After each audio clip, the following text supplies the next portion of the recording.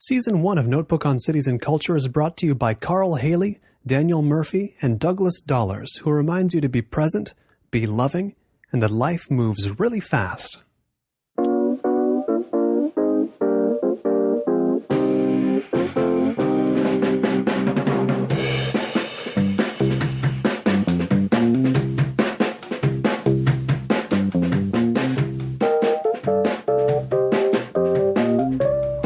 So I think you're the one to clarify this. Is Rancho Cucamonga actually that bad? No, it's just a suburb. It's fine. I think being a teenager and wanting to leave it makes it that bad. But no, going back to it is fine. There's open parking, any chain restaurant I could possibly want to go to, free laundry at my parents' house. So all of that, good, not that bad. It's Notebook on Cities and Culture. I'm Colin Marshall, sitting down here in, I guess I usually say Los Feliz, but you call it like Los Feliz, right? That's the actual pronunciation? I say Los Feliz. Yeah, so do I. I can't quite, I think they say Los Feliz. Anyway, sitting down there with Alison Agosti. You'll know her maybe as a Twitterer, maybe as a member of the Mod team, New Money, who perform at the UCB Theater every... third Wednesday. Every third Wednesday at Mod Night, and I'm going to clarify for the nice people what Mod is in just a moment. But you might know her from her Tumblr, AlisonAgosti.tumblr.com. You might know her from baseball reporting. Maybe we can get into that. But first, for the people who are in confusion, what is a mod? Oh, gosh. I don't know why they call it that. There's Herald teams, which are improv teams, and mod teams. And I know it has something to do with Del Close, but I don't know why. And I guess I should for that very question. I have no idea. I'm sorry. It's no problem. I just figured I would. For those not improv savvy, you got to sketch that in a little bit. But it's something that I found kind of fascinating. I want to hear more about. You were on another podcast, more of a comedic, similarly an improvisational podcast. Stop podcasting yourself. Sure. And you seem to imply the main industry in Rancho Cucamonga is like teen pregnancy. Can you sketch that in a little bit? Fill that sketch in? There were 4 girls my senior year that were pregnant. So I feel like that's a pretty high number. Teen mom school, wow. Teen mom school. I feel like a lot of people after high school just stayed and got married and had babies. I don't know. I talk too poorly of Rancho Cucamonga. Well, okay, but if you're not going to rag on the hometown, let's put it this way. When you're growing up, is it one of those places where the divide is sharp? Like, yes. You've got the stayers and you've got the goers. Yeah. You're a goer. When do you know you're a goer? I feel like 15. Yeah. Like, I was like, this is not where I will be staying. But yes, I totally agree with that. You either love it and are just going to move into the same vicinity, or you're going to leave and come back for the holidays. Was it comedy that pulled you, or was it just a pull? No, I don't think it was comedy specifically. I feel like the only reason I really got involved with like UCB was I was dating somebody that was involved with UCB theater. It was always something that I'd been interested in, but not really something I thought I was going to pursue myself. Like, I got my degree in English, and I was going to go back for my master's and either teach or, I don't know. I think teaching was up there, and then reporting I got into in high school, and I thought I was set with that. Like, I would just go into sports reporting. But then, yeah, comedy was definitely a pull once I moved out here. When you're growing up in the oft-maligned Inland Empire, I guess we can call it, what do you see Los Angeles as when you're growing up there? I mean, when Jordan Morris was on the show, we talked about his Orange County upbringing, and he said that Los Angeles was a place you sometimes went but mostly didn't because, there's a lot of parallel parking there you got to do. I mean, what is here to there where you grew up? I didn't think of it. I didn't think I would move here. I thought, if anything, I would move to New York. I don't think you think anything of it, honestly, if you live near it. Yeah, it is sort of, you come up here maybe with your parents. I never came here after I got my driver's license. I feel like I went to Pasadena if I wanted culture. Yeah, I don't think you really think anything of it. I feel like I just moved here, and I love it now, and it's the only place I want to be, but I feel like I just moved here because it was the closest city, and I thought it was like a jumping off point, and I'd go somewhere else afterwards. It does seem like for the sort of, I'll grandly call it the world of letters that intrigued you in the beginning with the reporting and teaching, that New York would have been a more of a place where it's like, that's where things are going to happen for me. What was it, or was it not in your mind ever that? Yeah, I feel like I had a very romantic idea of New York. I feel like I like the idea of wearing a lot of coats. Sure. Talking about art. Yeah, I have this... Woody Allen movies? Sure, yes. Being in a Woody Allen movie. You have a story about just sort of mass buying used rental tapes of Woody Allen, if I'm not mistaken, in childhood. Maybe you can tell the listener about that. I fell in love with Woody Allen probably I was an only child, so I feel like I have this weird I had this weird obsession with adults as a little kid. Like, I just couldn't wait to be one, and I was desperate for their approval in an obnoxious kid way. But yeah, my mom and dad got divorced when I was pretty young, and I feel like he just sort of let me do whatever, because the things I wanted to do weren't horrible, like watching Woody Allen movies. So I watched Husbands and Wives. I think I was... That's the weird part. It's not that it was Woody Allen, but that was the one. So tell me a little bit about what drew you in about Husbands and Wives. Not even a comedy. Sure. I've always been fascinated by, just romantic relationships, and especially with breakups. And I don't know, I feel like that was one of my early interests. And there's a line in that movie where he said, is this what we're getting to? Okay. There's a line in that movie after he divorces his wife where he says, I want a woman who will dig her fingernails into my back when I fuck her. It wasn't what I was aiming for, but I just figured, yes, let's make it what we're getting to. Yeah, certainly that gave you a good post, something to write about.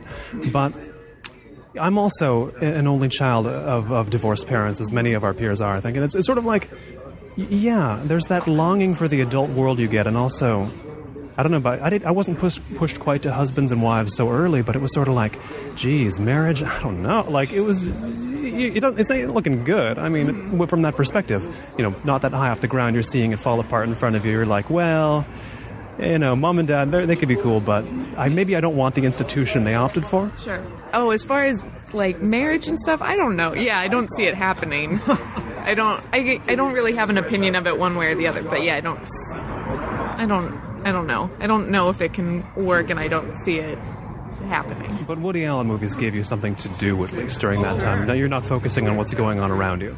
Yes. I remember in that same batch that I bought Husband and Wives, I also bought Richard Lewis's Drunks.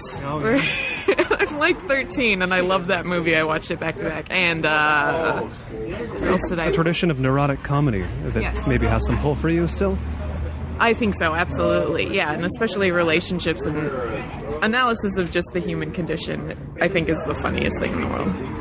I guess the most relatable, if you come down to it. I mean, which brings me to one way people know you, as I said, is by Twitter. And one thing everybody asks you about is your Twitter follower count, I guess, because you were a suggested user on Twitter.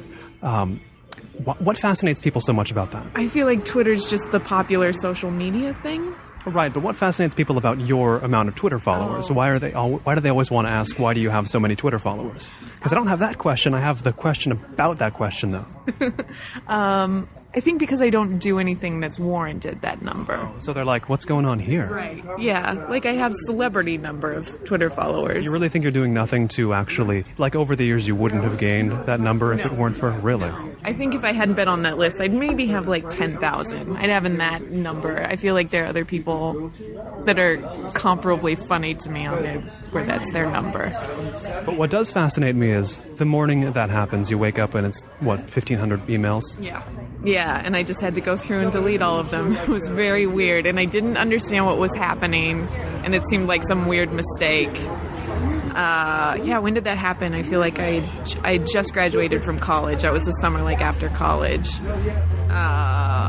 And for the couple months after that, that was the question I kept getting emailed about. Why do you have so many followers? What is going on? It took me forever to figure out what it was. And almost accusatory in a sense? Why do you have so many followers? What? Yeah, and so then I started to get indignant about that, about why don't I don't know. but I'm almost annoyed by Twitter at this point, and especially with that question, and I don't know, the whole thing in general. Here's a better question then. What do you think you can take that currency that is Twitter followers and cash it in for in your career?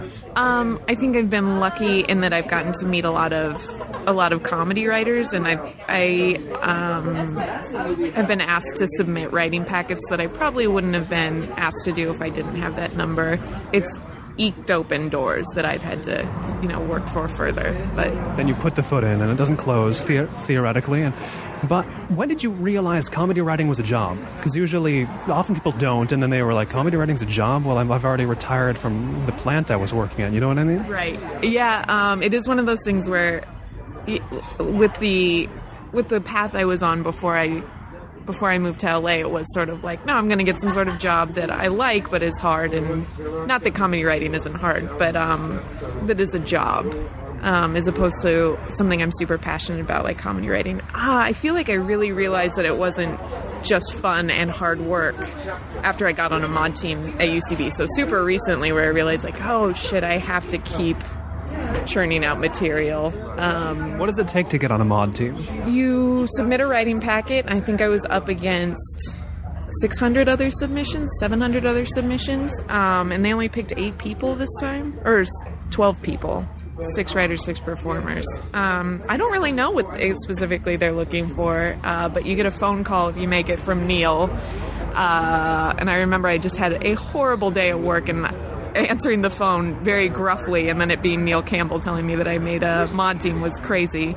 I don't know what specifically, because all of us are very different. All of the writers are very different. And I always feel like the weak link, and I think they all do too. I think that's just part of being a comedy person is those insecurities. But it's great. It's the best thing that I do. You kind of want to be a weak link, though, don't you? I mean, you want to be the least funny person in the room in a group of funny people anyway. That's the only way you're going to improve? Yes, I completely agree with that. And I think if you think you're awesome, you're not striving to get better. So, I'd say the main problem with unfunny comedians I see is they're pretty satisfied with themselves. I mean, self-satisfied is a term that gets thrown around, but you can get a sense from some of them that, yeah, I'm pretty good. Why would I need to improve? I'm just waiting for the world to come to me, essentially. Or have you seen it differently? I see that, and I see, especially with comedians, bad comedians, they blame the audience for not getting laughs. It's like, no, it's your job to go up there and dance for them until you get the response you want. So when you struggle to get on the sketch team, and you get on it, at that point, I'm imagining it's like, well, if it was work to get on, now it's even more now that I'm on it. Is that true? Yeah. So it's a monthly cycle. We have to write a whole new show every month. And I'm no expert. We've had 2 shows. We have a meeting on Thursday, and I'm supposed to come in with 4 pitches, 4 character ideas, and a written sketch. And I have the written sketch, but I have no idea for the character pitches. And I think a lot of it is just that pressure of once it gets closer. It's hard. We have 2 weeks to write, and then they start rehearsals. It's tough. It's a tough thing, but I love it. It's always amazing when it comes together. What can you tell me about the world of improv comedy here in Los Angeles specifically? I understand the character is different from a Chicago or a New York, and I know you haven't, done part of your career in those cities, but what impressions do you have about what it's like here that it isn't like elsewhere? I think not only do I not know the other areas, I don't know other comedy schools that well. I know UCB, and on top of that, I don't know improv that well. I'm more in the sketch side. Improv is definitely the cool thing, at least at UCB. I don't know. I think there are bigger characters other places. That's the thing I've gleaned off of other people, but I don't know. UCB is a little bit that cool kid thing, where it's we don't need costumes or props. We can just make a world in our black box theater. So, sure. Now, what vibe do you get as well from the people in the sketch world about what the goal is? There's probably not one goal, not one show anymore people are aiming for. It's not a world where everybody is pointing toward the top of a pyramid where Saturday Night Live sits. But what sense do you have of the variety of that? Well, all of our actors are super established. We had 2 in Super Bowl commercials, and one just got put on a pilot, Echo Kellum. So I feel like our actors just have that goal of, being working actors, and I think they're they're all on that path. And on top of that, then they all have little web series or outside projects. I think that's more the thing is making your own thing and then getting paid for it later. I feel like I fall into that too. I don't think any of us are striving. It's definitely not SNL. I think to get staffed on a show is definitely my goal. And doing stuff at UCB is just so much fun. So I think we all want to stay on a team for a long time. Now, I don't want to bewilder the audience too much with the number of things that you do and have done, but I mentioned it before. What can you tell me about baseball reporting? I write for a local paper, and during baseball season, I cover the Dodgers a little bit, and in the off season, I cover trades and all of that good stuff. That was I had an internship right after I graduated, and then got hired after the internship, and I've just always stayed on that. They've been great about other writing stuff that I do. I do a lot of copywriting too, which is much more soulless and much less fun. But yeah, it's fun, and it's something that I lost my passion for a lot. I was a sports editor of my college paper and of my high school paper, and I just sort of decided, like, this is it, this is fun, and I like to do it. But the older you get, and especially the higher up in tier of athlete you get, the more difficult it is to listen to them. And at this point, they're all trained to give you 5 different responses, and it's just not fun or interesting. Specifically the talking to them part that is the most tiresome. I mean, I would imagine athletes and like maybe actors, they're the two who are just tough interviews, but athletes obviously? Yes, yeah. They have 5 responses. Good game, we'll get them next time. We worked hard, I would always hear from people who wrote about sports that I knew in college and such that one of the challenges besides what you've just described is coming up with 1,000 variations on hit the ball. Is that true? Yes, absolutely. Or trying to find a storyline in a very boring game. I mean, they play 162. It's tough to come up with one. There's not going to be a David and Goliath story every game. Sometimes it's just 2-1 against the Arizona Diamondbacks, and you don't have anything to add to that. What would be a strategy to do with that? Like, what can you make of a game like that if you really want to put your mind to it? Oh, this is going to sound terrible, but I don't. I just do a short write-up.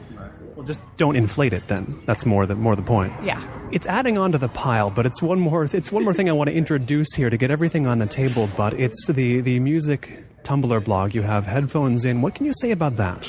I feel like I've always just been super obsessed with music. I don't do write-ups on anything. I feel like I just leave that up to the people listening to it. There's something about just posting music that I like that makes me feel kind of bad, though.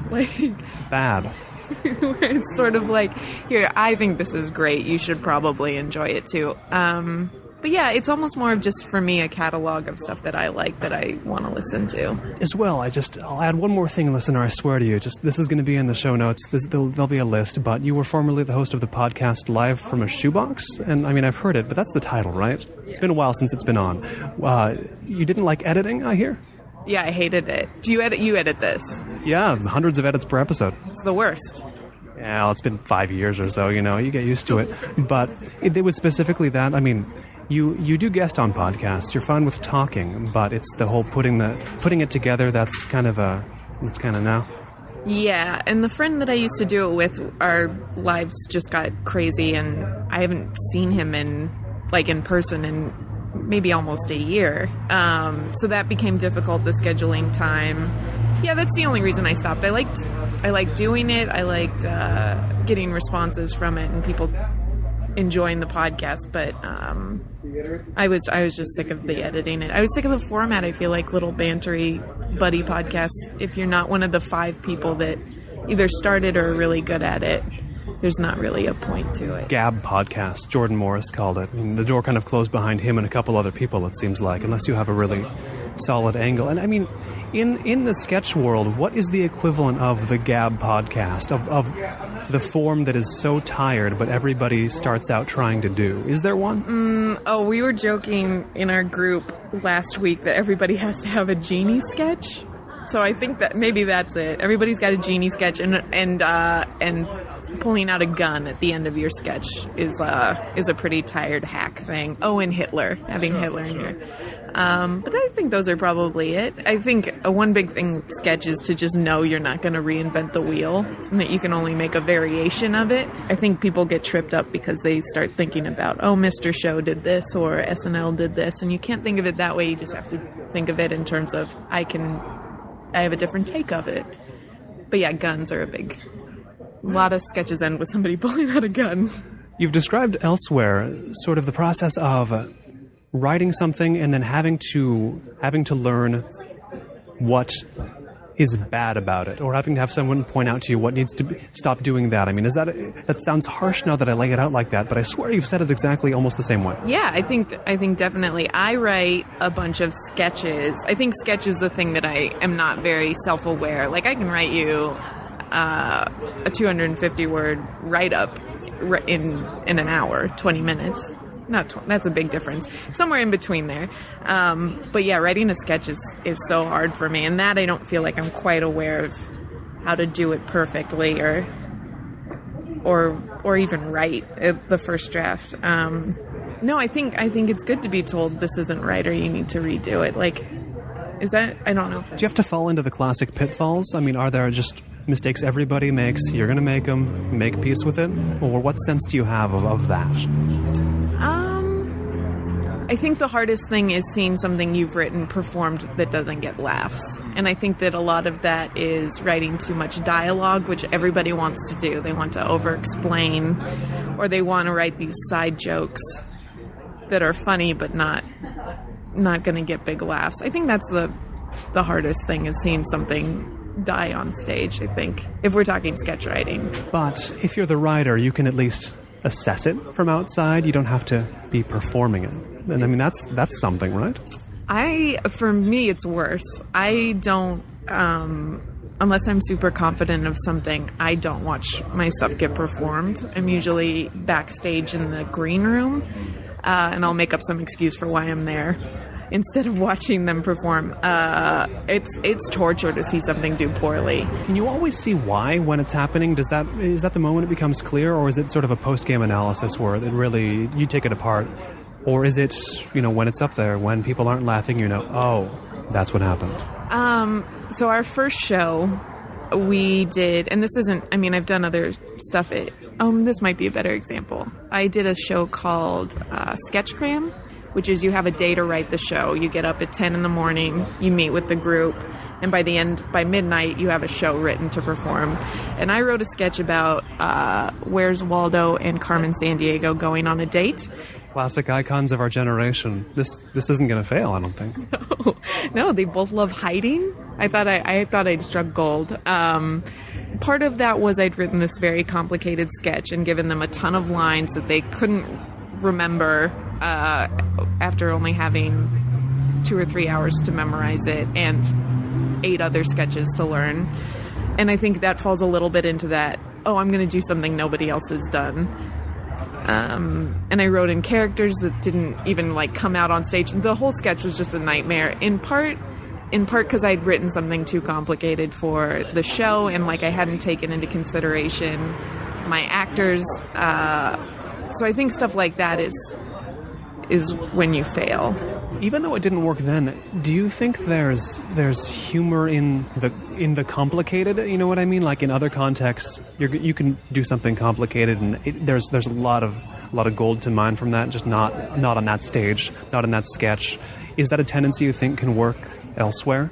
The thing I've noticed most with sketch writing is it's like putting things into a series of smaller and smaller boxes. It's very focused. A sketch is one idea. So no, I don't think complicated works. I think a lot of people, here's an example, a lot of people will write time travel sketches, and that is just it's gonna fail because the idea of time travel is too complicated to write in a 4-page sketch. I think if you have the audience overthinking, they're not laughing. It's a strange sentence to hear from somebody shaped by Woody Allen. No. Yeah, well, it's definitely still my sense of humor. It's not conducive to sketch writing, which is a thing that I've had to come to terms with. Whether you're making jokes, writing a sketch, or on Twitter, what in life is the funniest? What parts of life do you think yield the most comedic gems? I guess I'm going to make a ridiculous sounding metaphor. I love relationship stuff. I think that's really funny. Just the weird things that we do when we're alone or in awkward situations. The alone tweets seem to get a lot of stars. Sure. Yeah, you breaking in the stars if you ate something weird when you were by yourself or yeah. It really sounds like you've grown cynical about Twitter. I hate Twitter. Don't let them hear. There's 300,000 of them reading it. Oh, I'm sorry. It's not. And it's also, my number's dwindling. Since I got taken off the list, I lose, I'd say maybe like 1,000 followers every couple of weeks. I understand not gain, but lose? Yes, lose. Because I'm not on that list and I can't keep up with, my number does not go up. I think at best I break even. But yeah, I pretty regularly lose a good number of followers. But it must not feel so bad to you if you're starting to dislike Twitter. It's just like, well, it's a breakup in a sense. It's going mutually and going gradually. Yeah, I'm totally fine with it. I think when I first got taken off that list, I think they just cycled people out or realized that actual comedians were on the site that they could start featuring. I think I freaked out a little bit, and then it's totally fine. I don't really have an opinion of it one way or the other, and I feel like I'm mostly out of Twitter shows. Yeah, and it's the last thing about Twitter I'll ever want to know. Hopefully anybody will. Is, did you ever know how you got on the list? No, I'm assuming just somebody that worked at Twitter put me on that list. I mean, that's got to be the only explanation, but no, I don't know who did or why. Now, you've mentioned on other comedy podcasts and whatever kind of podcast you've been on that you have a love for Los Angeles, and you say it in a way that makes it seem like it needs to be said, like people wouldn't assume it. Do you think that's true? Yes, and I also think that we have to apologize for Los Angeles, and I'm really tired of it. It's a great place to live, and it's fun, and there are cool things to do here. And it's easier than New York, and yeah, so I'm tired of apologizing for it, which I always have to do, there's something for everyone here, or whatever. I feel like the East Side is more your artsy area, or you can live near the beach, or... And the comedy world you're in, I mean, there's got to be a lot of people who feel like they were just yanked over here by their careers, and it's like, screw this place. I'm only here so I can get a sitcom. I'm not saying you're friends with them, people who have that attitude, but you run into that a lot, I'm certain, right? I don't. I don't really know anyone that's very resentful of living in Los Angeles. I know a lot of people that moved here from New York because you have to, but I don't really know anyone that's angry about being here. I think I get quite the opposite of New York is a city that's wonderful, but sometimes is working against you, and it's nice to live in a place where you don't have to deal with that element of the city you live in as a character in your life. You don't feel like Los Angeles is actively suppressing you ever in any sense? No, I don't. I mean, sometimes when I have to look around for parking or get a parking ticket, that's pretty rough. But no, I never feel like everything is going wrong or because of the city. Now, there's the whole there's something for everyone angle, but as well, what are the actual things you like about Los Angeles? There's something for everyone, but what are the things for Alison Agosti? I think comedy's wonderful here. I made some of the best friends I think I'll ever make. Yeah, I've built a life for myself here. I think we have good food. I don't want to get into the San Francisco versus Los Angeles burrito debate, but I think that our burritos are better. It's not a bad list. I mean, a lot of cities can't say the same. Could Rancho Cucamonga? No, Rancho Cucamonga could not. I have this romantic idea of Austin, of just sort of retiring at 30 and living in Austin or Portland. So I guess they kind of could compete. I think the things that I want in life, I could probably get there too. But yeah, Los Angeles fits me pretty well. You've mentioned on your site that you used to live in Venice, the sort of weirder Santa Monica. I guess I could explain it to people not from here. I mean, is that accurate, and what else could you say about it to make it less of a caricature? I do think Venice is a character, and I don't think it's the weirder Santa Monica. I think it's the not shitty Santa Monica. Well, I guess Santa Monica is just for rich moms. That's what I think of Santa Monica as. It is a character, though. We had the weirdest neighbors, just like white people with dreadlocks and surfboards outside, like it was totally that image. But I liked it. It was very laid back. It's just hard and impossible to get to anything. And which makes me, I guess, ask the obvious question, what brought you there first as your sort of point of entry? I had friends from college that rented a house, and after I graduated, I wanted to move more this way. I guess from Pasadena, I could have stayed in Pasadena. I could have stayed in Rancho Cucamonga, but I just figured I'd move to the more city part. Now, correct me if I have any detail wrong here, but you've mentioned elsewhere that you want to attain a certain type of comedic entrepreneurialism by the age of 30. I mean, what does that involve? Should I wait for that motorcycle? It's fine. I don't know if I'm going to get the job I would want by the time I'm 30, and I think you just have to aggressively be pursuing that. Like, I'm writing a web series, which doesn't mean anything. But yeah, I would like to have a profitable website and have created something that earns me money that is still a good, positive thing by 30. Now, saying that you write for a web series and that doesn't mean anything, that sounds like something, one's mom would say. It doesn't mean anything like these. It's hard to explain to a parent, right? But it doesn't necessarily, in this day and age, mean nothing. Sure. It's funny, my dad is so supportive of all of my comedy stuff, and pitches me terrible jokes that are adorable because they're from a dad. What's one of the best ones? And I mean best as in, not best as in worst, best as in daddest. The only one I can think of is, if college professors like those arm patches so much, why don't they just tattoo the damn things on? And I was sort of like, I wanted to sit down and ask him to explain to me why he thought that was a joke instead of just a statement, and kind of a mean statement. But I said thanks and I'd think about it. Did he want you to, work it into a sketch? Was that the framework? Yeah, I think it was just sort of, here's this gold nugget, use it however you want, however you see is best. And from what you've written about your mom, it sounds like she's not pitching you jokes, correct? No, although I think she's just as funny. She's just a funny lady. But no, inadvertently, maybe. Yes, but still funny. But yeah, she doesn't really pitch me jokes. I feel like if anything, I would just steal her as a character for something.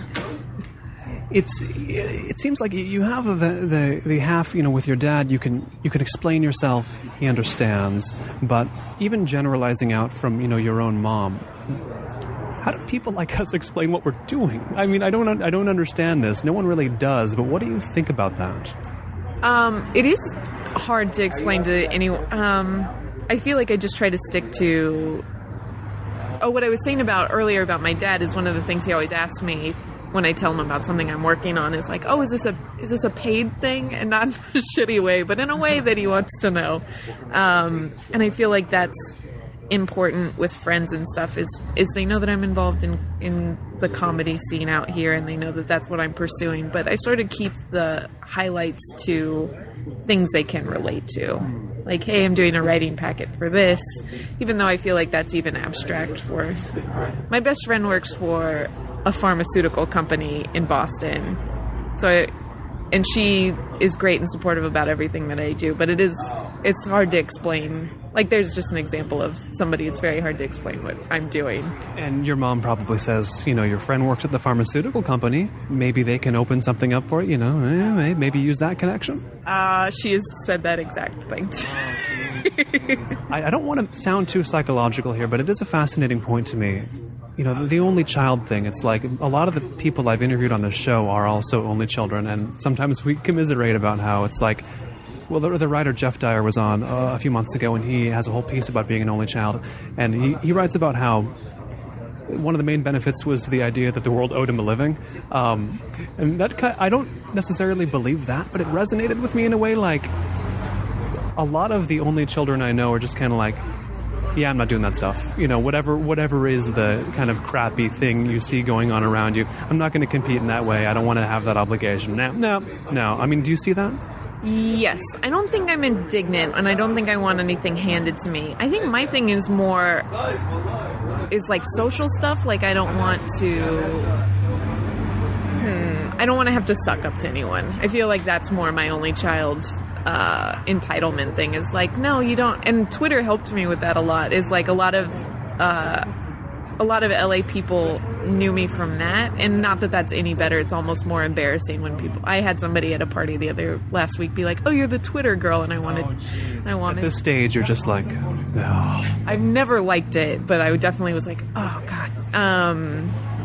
What do you want to be known as? I mean, to replace the Twitter girl, what should I be calling you? What should people be calling you that isn't Twitter related at all? Just a funny comedy writer. That would be my ideal thing. I just want a big credit that overshadows my Twitter thing for sure. I don't know if this sounds bitchy or shitty. I never introduce myself to anyone just because I feel like who cares? You're not passing a card over and it's like, I've got a script. If you want to, none of that. Yeah. Is that Los Angeles also? Because I really find myself, I'm not in those industries, but I just meet so many people here that I really don't want to do what they do socially, if you get my drift. Right, and I feel like, and maybe that schmoozing thing is a part, but I don't want to do it and will never do it, and I think that that's the only child thing. We just want to go to our rooms and read. Yes. I don't want to network. Yes. I'm above that. Yes, it's totally that. So I think that's the thing. I don't think anybody owes me anything, but I also don't want to kiss up to anyone or have to talk to somebody that I don't want to talk to. I think it's more that. Let me ask this about comedy writing. A lot of the people I've met here, some of the best ones, they're in the comedy writing world. How much pressure is there to find a comedy writing model is a loaded word, but like to point to people who have established careers and say, that's generally what I want to do? Like, do you need somebody to point to? Or is it, one of these times where it's like, I can't do that because they exist and I've got to forge my own way totally, and that's kind of scary, but hey. Yeah, I don't really think that there is a model anymore. I think especially with the internet and stuff, I don't think there's anyone. I feel like DC Pearson is somebody who's got an awesome career and has made a movie on his own, and well, not his own, his group's own, and I feel like that is more what I'm striving for. But yeah, there's no established person that I look at and say that's what I want, because I feel like they came up in a different time, and I don't know. Can you use bits and pieces though? Is there like anything you can take apart out of your idols and just like, well, I'll use this in that way, and I'll take this element of Woody Allen and see if I can repurpose it to today? Like, can you cannibalize parts in that way? Do you mean my voice or? In any sense, actually. I mean, really, what can you do anything with your examples directly, or is it just like, hey, they're doing comedy, I'll do comedy? Right. I feel like Woody, like in longer form writing, like, oh God, in my movie script that I'm writing, oh God, I feel like there are definitely aspects of that intelligent, loud, academic character that Woody Allen has made so popular. What's interesting about that type of character to you?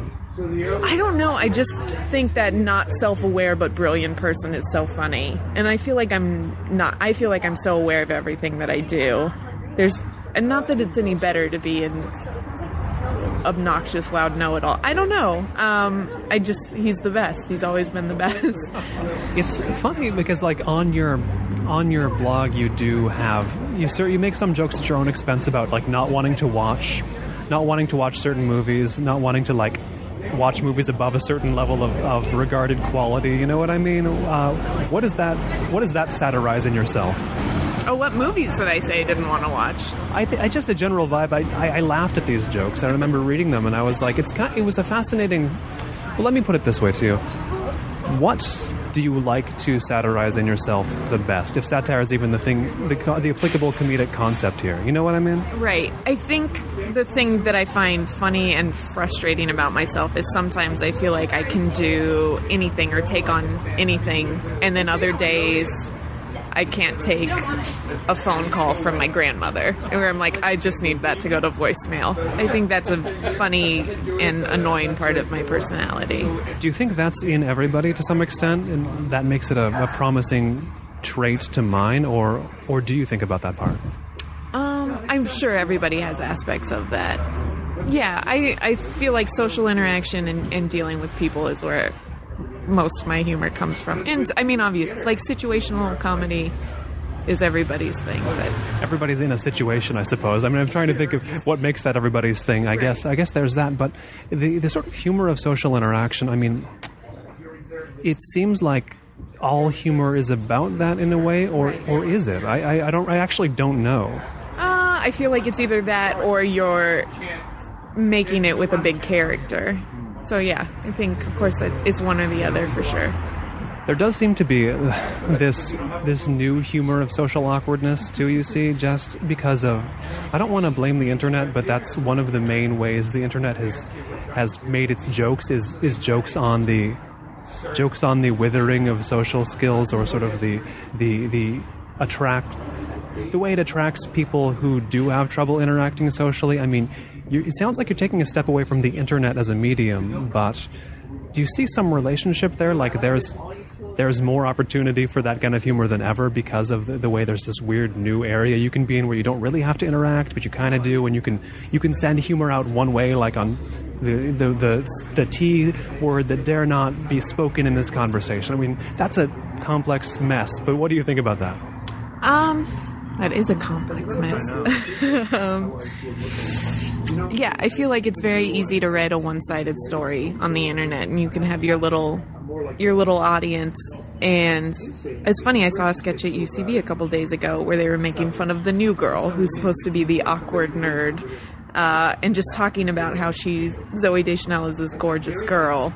And then they had these two other characters that were like, I have cystic acne and I can't, so I feel like nerd culture has been embraced, but in a weird way, where now nerds are even sort of angry that people call themselves nerds, or there's different definitions of that.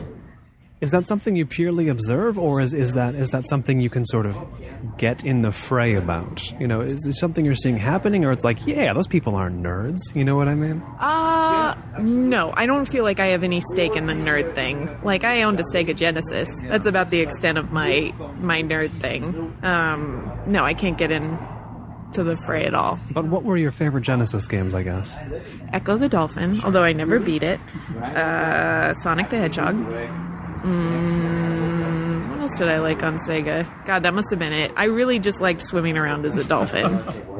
You mentioned the New Girl, or just New Girl. I've never seen the show, but you can't help but be aware because of the billboards and the jokes people make about it. Yeah. And tell me what it's like to be working on developing a comedic career when you're sort of saturated with these high-profile stabs at comedy here in Los Angeles that people are aware of and they sometimes make fun of, but it's so in the consciousness, right? Like, does it mean anything to you when you're writing comedy, to like this stuff is all around you, this stuff is in the air? Maybe it's not as good as what you see on like a low level or a smaller theater like UCB, but there's like this where lame comedy towers high. I mean, you know what I mean? I think people are super resentful of shows like The New Girl and Two Broke Girls for being completely mediocre and inoffensive. I guess Two Broke Girls has some pretty racial stereotypes on it. We're not even mentioning Whitney, I guess. Yeah, well, I think Whitney is bad. But I've seen The New Girl and was overwhelmed at how much of a nothing it was. But the fact that people get so upset about it blows my mind. And I think it is that, I mean, I'm in that snooty comedy group where it's like, well, this isn't hilarious and this doesn't have any of our heroes on it, so it's the worst. And it's not good, but it's also not bad.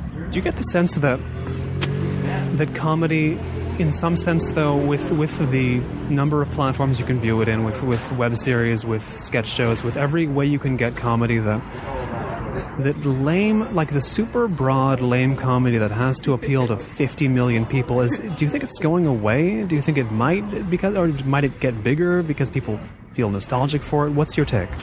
No, it'll never go away. But I feel like that's the reason that shows like Community get to continue to exist. Although I don't really know what the story is with him. Yeah, it's up in the air. But it got 4 seasons. It got 4 seasons with terrible ratings. It's a great show, but I understand it's very insidery, and it's hard to just watch an episode of it if you're not a fan of the show. And that's what, like, I could watch any episode of The New Girl and not only know all of the characters immediately, but know what's going to happen before it's even started. Predictability is what frustrates you in comedy?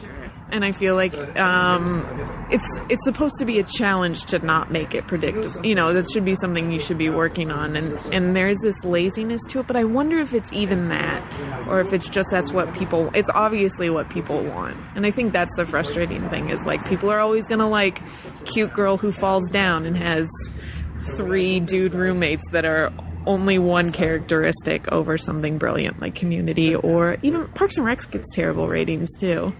And I love that show, and 30 Rock gets bad ratings.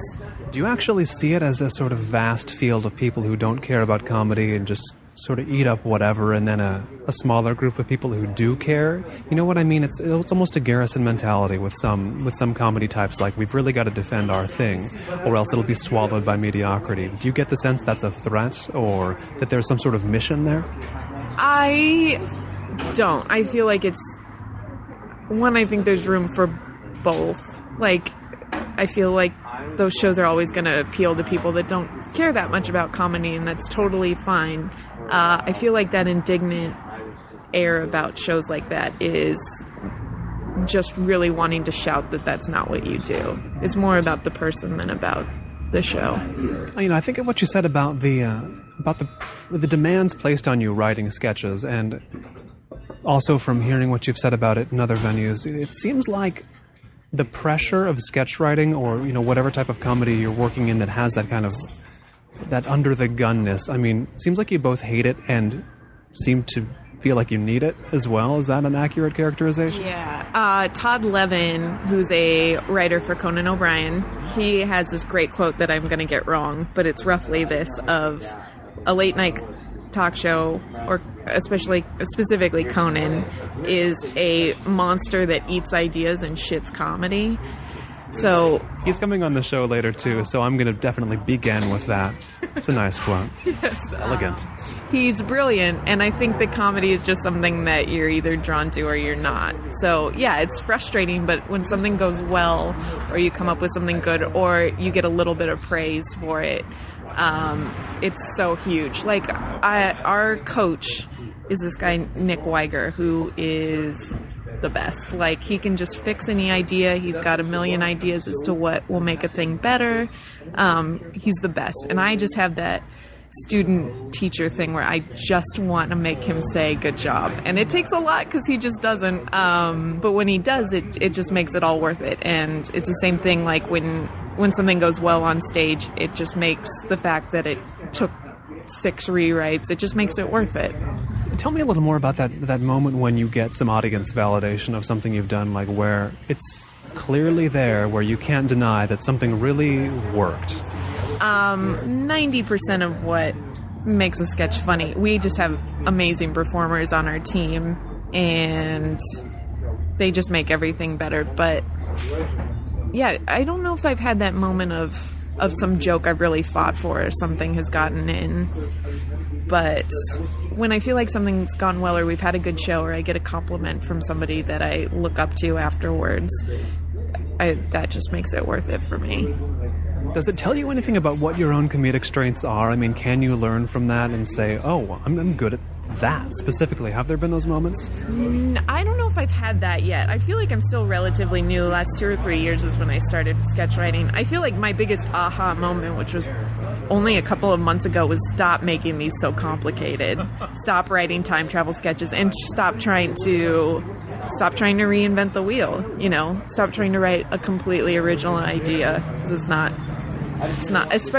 how sketch comedy works. So, and on the other side, wherever you happen to have made a joke, I mean, have there also been the moments where you won't have put the work into something and it will get a laugh and you'll think, ooh, like, you know what I mean? I haven't had anything where I felt like was bad that got a laugh. I feel like you're more likely to get punished than rewarded. So yeah, I've sat there while things have done very badly, but I haven't had somebody laugh at something I didn't like. It just wouldn't be in the sketch. I mean, sketches are so short; they're 3 to 4 pages. And is there something interesting in specifically that short form for you? I mean, it's what you do. It's what you do now, but condensing down that complicatedness, getting things to such a brief length. I mean, there's a way, as with any form of writing, there's the resentment of that. Like, why does this have to be so short? But there's also, like, well, this is actually, this is a really important skill set to get, or there's something really, really fascinating in this distillation I have to do. I mean, is there that side of it as well? Yeah, it's definitely a skill I want to have, and it definitely teaches you how to get from laugh A to laugh B in the shortest amount of time. And that's something when you're going through the classes, it seems very abstract. Like, you have to put something on stage before you really get the idea of, like, you don't need all of this bullshit in the middle to get from here to here. What's a good example of bullshit in the middle? I feel like I'm just going to keep using time travel sketches.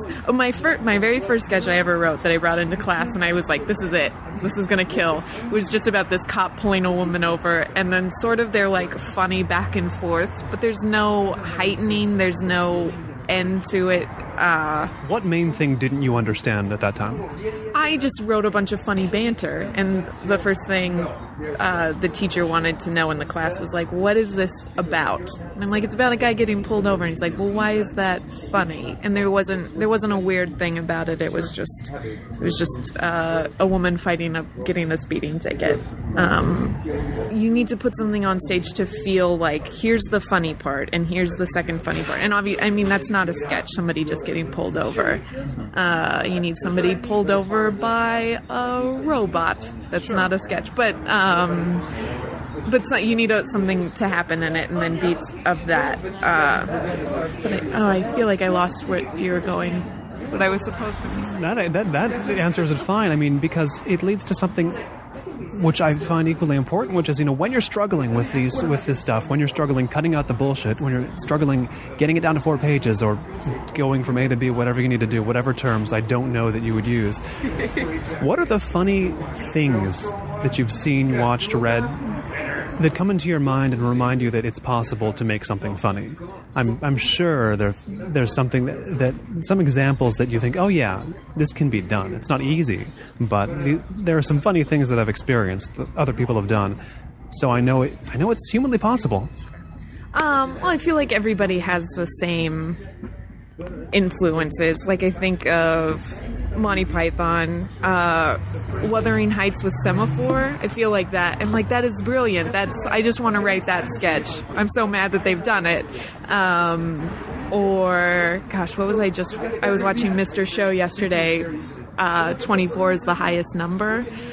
Stuff like that. It's like that. I just want to write sketches like this, and obviously those are both brilliant, and that's why they've stayed around and are still funny and relevant. But yeah, I guess those are things like that are my influences. Is that, they're influences that I could imagine anybody saying and citing with very good reason to cite. But I feel like I also have a responsibility to touch on this as well, because, geez, it's never a direction my mind goes. But I remember hearing one interview with you where, for a prolonged period, it was a discussion about sort of, do you play like the lady angle in your tweets, or like do you write woman humor in tweets? And this isn't about Twitter, but geez, it never would occur to me to ask the question about, like, well, what's it like being a woman in comedy? But from your perspective, what are those questions? What are those questions? I mean, how do you respond to something like that? Is it a thing to you? Is it like a major towering element in your comedic career? Like, well, I'm a woman in comedy. What is it? It's funny. I feel like I never feel that except when I get asked that question, which isn't what you did at all. But no, it's not a thing. It's not a thing. I feel like, if anything, the female writers I know are maybe a little bit grosser or a little bit more willing to go more over the top to compensate for being a woman, but I don't even think that that's always 100% true. I don't know. I think it maybe gives you a little bit more freedom where you can probably write something that's a little bit more shocking. You're a girl? A dude couldn't get away with it, but a non-dude, certainly. But even that I don't really think is true. I don't think there's really anything that's off the table as long as it's funny. I mean, like I was saying earlier, like Hitler's been done to death, like the most horrible man in all of history. Like, it's like, he's done. It's done. You've done all of your Hitler jokes you can do. So I don't think there's even that aspect. I just don't think it's a thing. There are 2 girl writers on my sketch team, and I don't think you would be able to tell what we wrote over the boys. And yet that impression seems to hang on, that people will think they can tell, or will think, geez, this is going to be the main topic of her career, is woman stuff. That's how long is that going to hang on, do you think? I don't know. I'm not sure. I think it's always going to be a question, just because comedy and most careers have been a boys' club for so long. But yeah, I don't think it's a thing. Oh my gosh, sorry. We have a sneezing dog as a guest. But I don't feel like I don't know. I don't think it's a thing. I don't think anyone makes me feel like it's a thing. I think women are just as funny as men, and I think most people would agree with that. I think it's just a question to ask when you need a question to ask. Case closed. I've been speaking with Alison Agosti. You can read more about her, and you can read more from her at AlisonAgosti.tumblr.com. You can find in headphones there. You can find information about these sketches that she does with the team New Money, which you can catch them, by the way, on the Mod Nights at the UCB Theater, and you can still catch a few of the older episodes of her podcast, Live from a Shoebox, I think, on iTunes, and her Twitter account exists still, but is it going to be up? Are you going to leave it there? Are you going to abandon it? Plans? I would never delete it, but I don't know. I just don't know how I feel. I feel like I don't know. It's an ex-boyfriend or something. I feel weird about it. Sure, don't want it knocking on the door. Alison, thanks so much for taking the time. Thank you. This has been Notebook on Cities and Culture. I've been Colin Marshall. You can find out more about the cultural creators, internationalists, and observers of the urban scene on the show at colinmarshall.org. Thanks. And special thanks to the people backing in this season, including Aidan Nullman, Andy Cooney, Ben Bartley, Brian J. Dell, Doubt Us Artwork, Greg Bigelow, Greg Linster, Henry Coronan, Humberto Grant, James Faber, Jonathan McCalmont, Mark Larson, Matt Warren, Mia Muratori, Nicholas Croft, Paul Doyle, Ray McGuire, Rob Montz, Robert Foley, Roberto Medri, Samuel Hansen, Sean Dudley, Small Demons, Stephen Ingles, Steve Himmer, TSD, and Wayne Wright.